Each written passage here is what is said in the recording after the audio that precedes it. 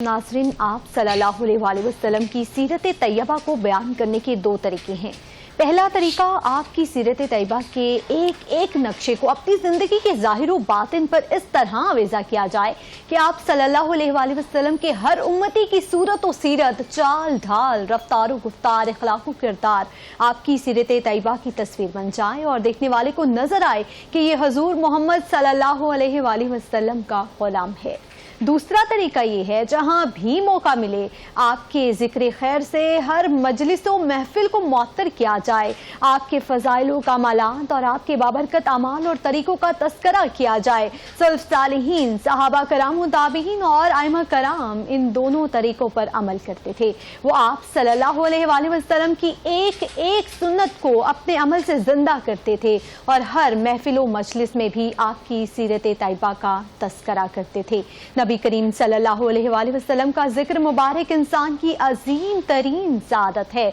और इस रोए ज़मीन पर किसी भी हस्ती का तस्करा इतना बाइसे अजर व सवाब, इतना बाइसे खैर व बरकत नहीं हो सकता जितना सरवरे कायनात हज़रत मोहम्मद मुस्तफ़ा का तस्करा हो सकता है। माह रबीउल अव्वल का जो ये बाबरकत महीना है शुरू हो चुका है। प्रोग्राम में हमें ज्वाइन किया है प्रोफेसर कामरान सिद्दीक नूरी साहब ने। बहुत शुक्रिया आपके वक्त का।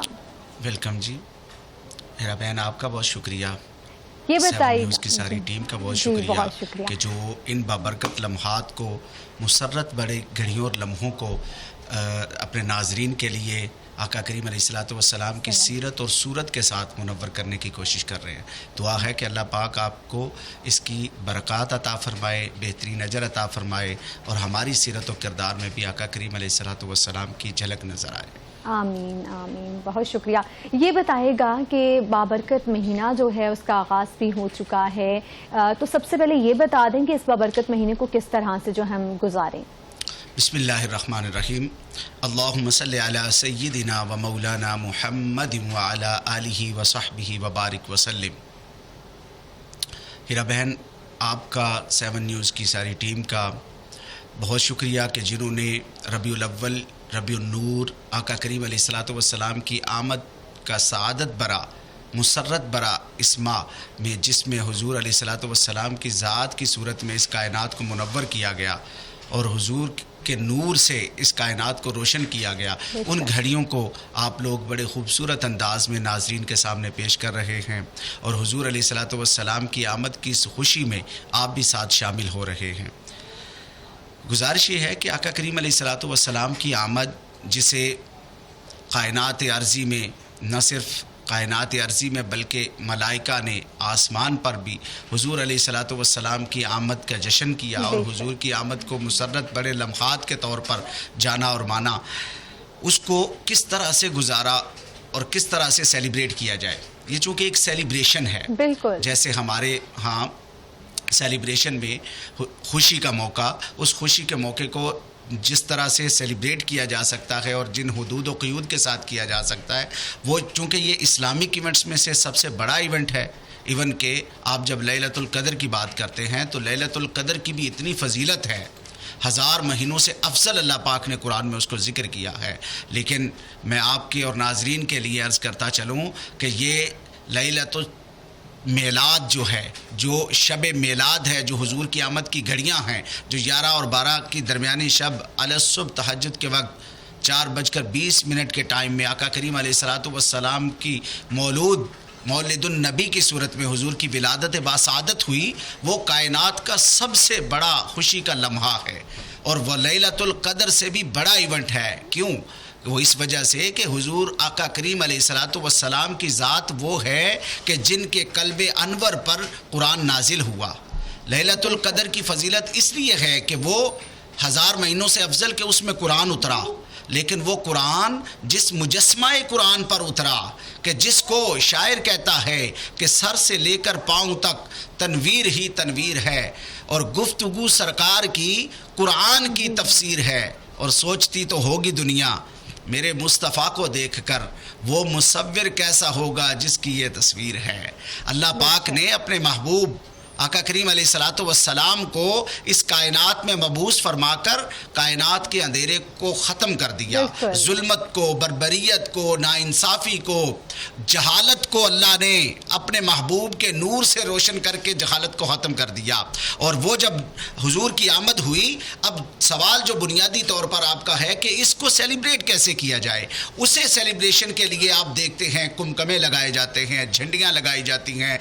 گھروں کو لائٹوں سے روشن کیا جاتا ہے، میلاد کی محافل کی جاتی ہیں، ضیافت میلاد کا اہتمام کیا جاتا ہے، لوگوں کو کھانے کھلائے جاتے ہیں، اور یہ سیلیبریشن کے طریقے ہیں۔ اور یہ کرتے ہوئے اس میں آپ دیکھ لیں کوئی بھی قباحت والی چیز نہیں ہے۔ ہمیں جو چیز یعنی ایک اینگل اس کا پازیٹیوٹی میں ہم لے لیں اور پھر اس کی نیگیٹیوٹی کو بھی ذکر کرتے ہیں تاکہ ہمارے ناظرین کو اس حوالے سے بڑی کلیئرٹی ہو جائے کہ ہمیں جو پازیٹیو کرنا ہے، آقا کریم علیہ الصلوۃ والسلام ہمارے لیے سراپائے رحمت بن کر آئے ہیں۔ حضور کی آمد ہمارے لیے مجدہ شفاعت ہے۔ حضور کی آمد سے کائنات کے گناہ گاروں کو ایک امید ملی ہے حضور کی صورت میں کہ حضور ہمارے شافی ہوں گے اور وہ شفاعت کا مجدہ سنائیں گے اور ہمارے بیڑے پار لگائیں گے۔ تو اس کے لیے ضروری ہے کہ ہم حضور کے میلاد کو اس جشن کے طور پر منائیں کہ جس میں ہماری حدود و قیود جو اسلامی ہے وہ بھی میک شور ہو جائیں۔ اور اس میں ہم جب گھروں میں جھنڈیاں لگاتے ہیں تو یہ خوشی اور سیلیبریشن کا ایک طریقہ ہے۔ ہمارے ہاں شادی بیاہ وغیرہ ہوتے ہیں، وہ بھی خوشی کے ایونٹ ہوتے ہیں، ان میں بھی ہم جو ہے وہ بڑی اہتمام کے ساتھ کرتے ہیں۔ تو ہماری ساری کائنات کی خوشیاں، چونکہ حضور علیہ الصلوۃ والسلام کو اللہ پاک نے سب سے بڑی نعمت بنا کر بھیجا، سب سے بڑی رحمت بنا کر بھیجا، اور خود اللہ پاک نے فرمایا، یعنی وہ کون دیتا ہے کسی کو محبوب اپنا، محبوب تو ہوتے ہیں فقط پیار کی خاطر۔ اللہ پاک نے عطا فرما کر نعمتیں تو ویسے ہیرا بہن اللہ پاک نے بے شمار عطا فرمائی، لمحہ لمحہ انسان اللہ کی رحمت اور نعمتوں میں سے گزارتا ہے، لیکن کسی نعمت کو اللہ نے یوں ذکر کر کے نہیں فرمایا کہ جس کے لیے اللہ نے اپنے محبوب کی آمد پر فرمایا لقد من اللہ علی المؤمنین اذ بعث فیہم رسولا، کہ میں نے تمہارے اندر تم میں سے اپنا رسول بھیجا ہے۔ یعنی اس سے بڑی کوئی نعمت اور رحمت نہیں ہو سکتی کہ جو اللہ نے ہم پر کی ہے اور ہمیں اپنے محبوب کا امتی بنایا ہے۔ یعنی اللہ پاک بھی حضور کی آمد کے جشن میں یوں شامل ہو رہے ہیں کہ اس بات کا اظہار کر کے کہ لوگوں آگاہ رہو، اے میرے محبوب کے امتی، تم پر اتنی بڑی نعمت میں نے کی ہے کہ میں نے تمہیں اپنا محبوب عطا فرما دیا ہے۔ اس نعمت کی قدر کرو اور اس نعمت کا اظہار کرو، اور نعمت کے اظہار کرنے کے لیے اللہ پاک نے بڑا اسپیسیفکلی قرآن کریم میں ایک حکم میں فرمایا کہ جو میں نے تمہیں نعمت عطا فرمائی ہے اور تم پر فضل کیا ہے اس پر خوشیاں مناؤ۔ فَلْيَفْرَحُوا هُوَ خَيْرٌ مِّمَّا يَجْمَعُونَ، کہ اس پر خوشیاں مناؤ، خوب خرچ کرو، چرچا کرو کہ حضور کے امتی ہو، حضور کی آمد سے تمہیں خوشی ملی ہے، اس کا چرچا کرو۔ مومنوں کے لیے، مسلمانوں کے لیے خوشی بھی کوئی نہیں ہے۔ بے شک بے شک، اس سے بڑھ کر کوئی خوشی نہیں۔ سب سے بڑی میں نے کہا خوشی ہے، چونکہ سب سے بڑی نعمت یہ ہے، سب سے بڑی رحمت یہ، تو اس رحمت کے اظہار اور اس نعمت کے ملنے پر جو فرحت کا حکم دیا تو فرمایا کہ اس پر چرچا کرو، اس پر خوشی کرو، اس پر خرچ کرو۔ اب خرچ کرنے میں ہم لوگ جو ہے وہ افراط و تفریط کو مد نظر رکھتے ہوئے، چونکہ ہمارے ہاں اب کچھ قباحتیں جو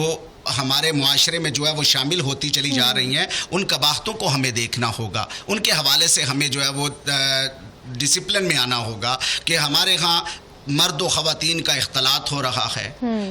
گانے بجانے لگائے جا رہے ہیں، جبکہ حضور کی آمد تو ہمیں ایسے جہلیت کے فرسودہ تصور سے نکالنے کے لیے ہے، ہمیں تو رسول اللہ صلی اللہ علیہ وآلہ وسلم کی تعلیمات کے ساتھ جمع کرنے کے لیے ہے، حضور کی پیروی اور اتباع کے لیے ہے۔ تو اس کے لیے ہمیں میلاد کی محافل کرنی چاہیے، کثرت کے ساتھ کرنی چاہیے، حضور کی سیرت اور حضور کی صورت کا چرچا کرنا چاہیے، اور قرآن حضور کے فرامین احادیث سے بھرا پڑا ہے، سارا لٹریچر جو بتاتا ہے حضور کی سیرت اور صورت کو، ہمیں وہ عوام کے سامنے لانا چاہیے، انہیں ایجوکیٹ کرنا چاہیے۔ حضور آقا کریم صلی اللہ علیہ وآلہ وسلم کی ذات جہالت کو مٹانے اور علم کو بڑھانے کے لیے تشریف لائی، تو ہمیں ان کی اس سیرت کو، اس کو پروموٹ کرنے کے لیے لازم ہے کہ جہالت کو ختم کرنے کے لیے اپنا کردار ادا کریں، علم کے گوشے روشن کریں، اور پھر اس کے ساتھ حضور علیہ الصلوۃ والسلام کی آمد کے سلسلے میں جب ہم اکٹھے ہوتے ہیں، کسی کو بلاتے ہیں، تو ہمیں چاہیے کہ ان کے لیے ضیافت کا اہتمام کریں، یعنی کھانا کھلانا محبت کے بڑھانے کا سبب ہے۔ اور آپ کو بتاؤں اللہ پاک نے قرآن کریم میں ایک بے شمار اجر کے طور پر اور بہترین عمل کے طور پر اس کو ذکر کیا ہے کہ کسی کو کھانا کھلانا،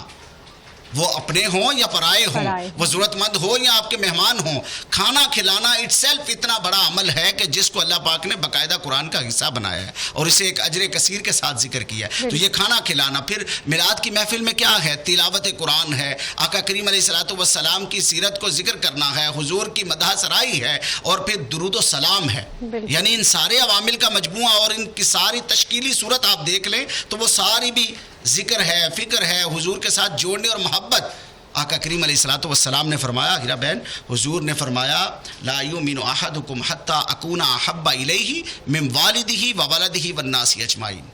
کوئی شخص اس وقت تک مومن نہیں ہو سکتا جب تک کہ وہ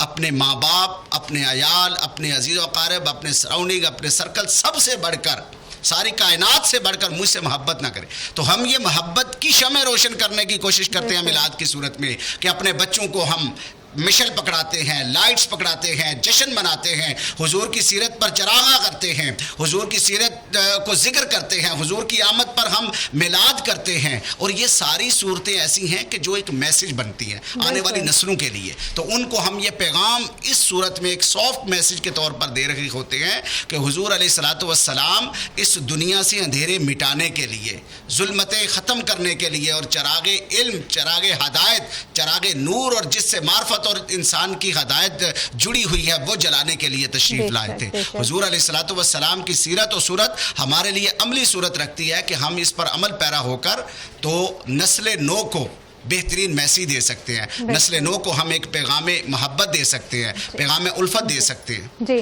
مفتی صاحب، یہاں پہ ایک وقفہ جو ہے ہم نے لینا ہے۔ پروفیسر کامران صدیق نوری ہمارے ساتھ موجود ہیں، واپس آئیں گے بریک کے بعد، اس پر مزید بات کریں گے، تب تک کے لیے اجازت دیجیے ہمارے ساتھ۔ ویلکم بیک ناظرین، مفتی صاحب ہمارے ساتھ موجود ہیں۔ مفتی صاحب، میں چاہوں گی کہ نبی کریم صلی اللہ علیہ وآلہ وسلم کے حلیہ مبارک پر جس طرح قرآن کریم میں خود اللہ تعالیٰ نے بھی بیان فرمایا ہے، میں چاہتی ہوں کہ آپ بھی نبی کریم صلی اللہ علیہ وآلہ وسلم کے ظاہری حلیے پر جو ہے وہ روشنی ڈال دیں۔ ماشاءاللہ، بہت خوبصورت سوال ہے۔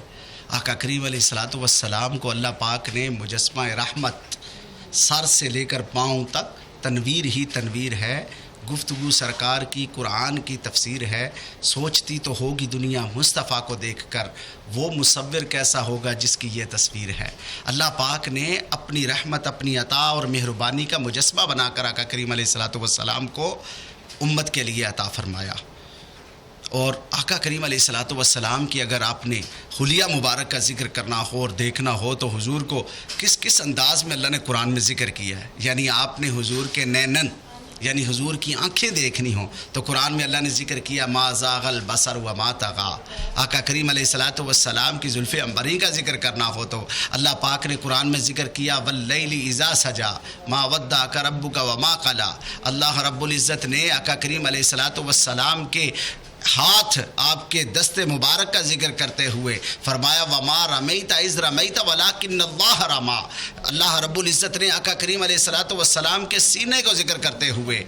وہ سینہ جس کے اندر آقا کریم علیہ الصلوۃ والسلام کو اللہ نے جو دل عطا فرمایا، اور جس دل کو اللہ نے معرفت سے، اپنی معرفت سے اور اپنے نور سے روشن کر کے عطا فرمایا، اس کے لیے اللہ پاک نے فرمایا الم نشرح لک صدرک ووضعنا عنک وزرک۔ یعنی حضور علیہ الصلوۃ والسلام کے پورے سراپا کو اللہ نے قرآن میں جگہ جگہ ذکر کیا ہے، اور حضور کو بڑے پیار میں، لاڈ میں، محبت میں ذکر کیا ہے، اور ایسے ایسے الفاظ کے ساتھ ذکر کیا ہے کہ اللہ رب العزت کی محبت اور اپنے محبوب کے ساتھ پیار جو ہے وہ اس میں جھلکتا ہے۔ حضور کے قدموں کا ذکر کرتے ہوئے فرمایا لا اقسم بہذا البلد وانت حل بہذا البلد۔ میں اپنے ناظرین کو کہنا چاہوں گا کہ اگر حضور علیہ الصلوۃ والسلام کا سراپا دیکھنا ہو، حضور کی محبت اور حضور کی الفت اور حضور کا پیار دیکھنا ہو، اور حضور کی جو مجسماتی صورت میں جو حضور کی شکل و صورت اور حضور کا جو سراپا رحمت اور مہربانی ہے اس کو دیکھنا ہو تو پھر قرآن کو پڑھیں،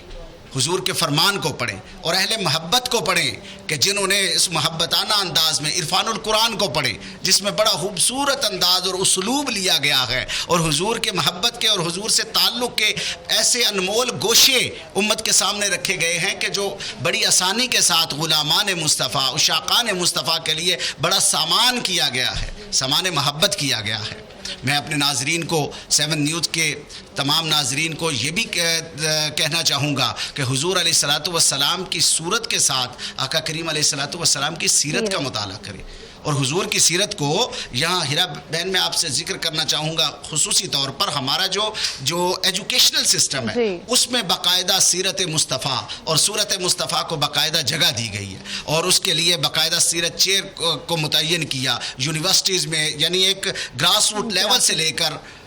آپ ہائر ایجوکیشن تک کا سارا سسٹم دیکھ لیں تو اس میں باقاعدہ سیرت مصطفیٰ صلی اللہ علیہ وآلہ وسلم کو ایک ڈویژن کے ساتھ ہر لیول میں رکھا گیا ہے۔ کہیں آقا کریم علیہ الصلوۃ والسلام کے بچپنا کو ذکر کیا جاتا ہے، اور بچپنے کو ذکر کرتے ہوئے حضور کے اس بچپن کو ذکر کیا جاتا ہے کہ آپ ٹین ایجر میں ابھی داخل ہو رہے ہیں،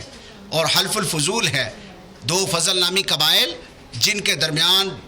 ایک عرصہ دراز سے لڑائی چلتی آ رہی تھی، بہت سائیڈ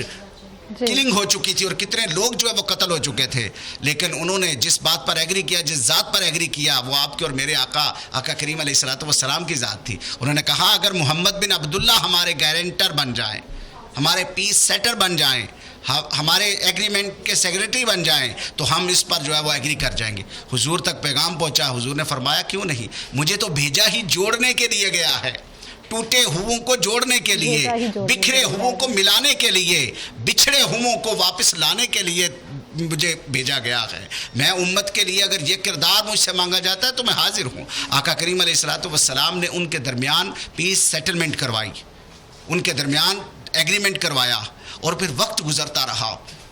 اس ایگریمنٹ کو تقریباً 40 سال کے راؤنڈ اباؤٹ ٹائم گزر گیا، اور حضور کی عمر مبارک اس وقت تقریباً 56-57 سال تھی۔ مسجد نبوی میں تشریف فرما تھے، صحابہ اکرام میں سے جن لوگوں کو اس کا علم تھا سوال کیا یا رسول اللہ حلف الفضول سے متعلق کیا فرماتے ہیں؟ آپ نے فرمایا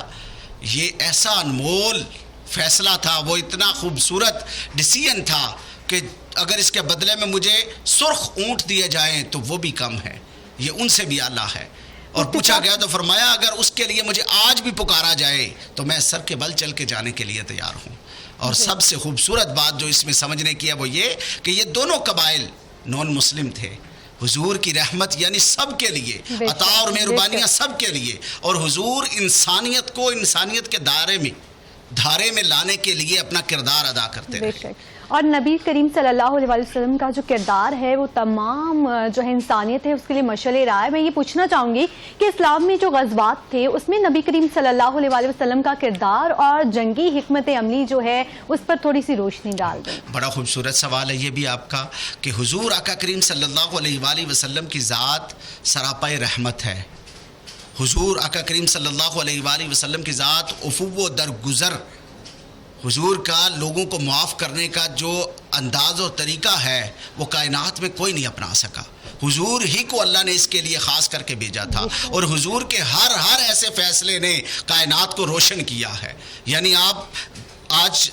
بعض لوگ جو اسلام کو کریٹیکل اسٹڈی کرتے ہیں، جو اس پر کرٹیسزم کرتے ہیں، جو مستشرقین ہیں، وہ اعتراض اٹھاتے ہوئے یہ بات کرتے ہیں کہ اسلام کے دامن میں جنگیں ہیں،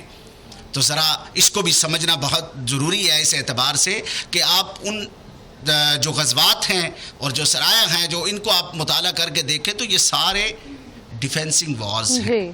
یعنی کہیں پر بھی شدت پسندانہ اور اوفینسنگ نہیں تھا۔ آپ جہاں بھی دیکھیں گے حضور نے خود شرکت فرمائی ہو یا آپ نے کوئی جنگ کے لیے جو ہے لشکر بنا کر تشکیل کر کے اس کو بھیجا ہو تو حضور باقاعدہ فرماتے تھے، آپ اندازہ کریں حضور کے سراپائے رحمت کا، فرماتے کہ دشمن کے بیمار پر حملہ نہیں کرنا، دشمن کے بوڑھوں پر بزرگوں پر حملہ نہیں کرنا،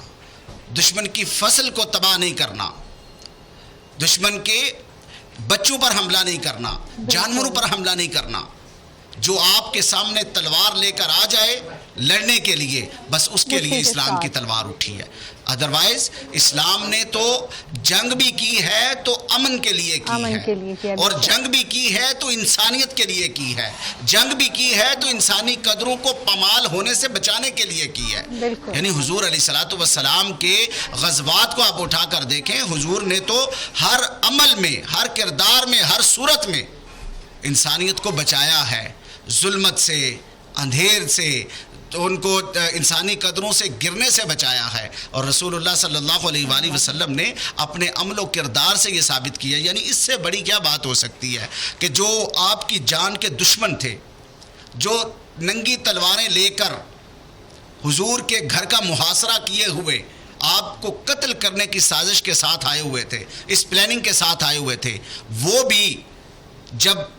اللہ رب العزت کے حکم سے حضور تشریف لے گئے اور ہجرت فرما دی، اور وہاں سے اللہ پاک نے اپنے محبوب کو محفوظ انداز میں نکال لیا، اور ان بدترین دشمنوں کا سامنا جب حضور کے سامنے فتح مکہ کے موقع پر ہوا تو آقا کریم علیہ الصلوۃ والسلام نے عام معافی کا اعلان فرمایا. حضور علیہ الصلوۃ والسلام نے وہ گردنیں جھکا کر کھڑے تھے، اور ان سے بعد میں پوچھا گیا، انہوں نے کہا ہم اس بات کے منتظر تھے اور اس بات کے خیال میں تھے شاید کہ ابھی اعلان ہو اور ہماری گردنیں اڑا دی جائیں، لیکن قربان جائیں سراپا رحمت پر حضور علیہ الصلوۃ والسلام نے اس یوم کو، وہ دن جو فتح مکہ کا دن تھا، جس دن بدلہ لیا جا سکتا تھا، اور وہ خون خار لوگ آپ کے سامنے سخت جان کھڑے تھے، آپ صلی اللہ علیہ وآلہ وسلم نے ان پر اپنی رحمت کی چادر تان دی. آپ صلی اللہ علیہ وآلہ وسلم نے ان کو محبت کا پیغام دیا، رحمت کا پیغام دیا، انسانیت کا پیغام دیا، اور انسانیت کے دھارے میں لائے. یہی وجہ تھی ہیرا بہن کہ آقا کریم صلی اللہ علیہ وآلہ وسلم کے اسوہ، آپ کے کردار سے اسلام اتنے زور و شور سے پھیلا کہ فتح مکہ کے بعد آپ دیکھتے ہیں کہ دن دگنی رات چگنی اسلام میں ترقی ہوئی، اور جوک در جوک لوگ اسلام میں داخل ہوئے، اور عام الوفود ہوا، اور اس کے ساتھ جو ہے وہ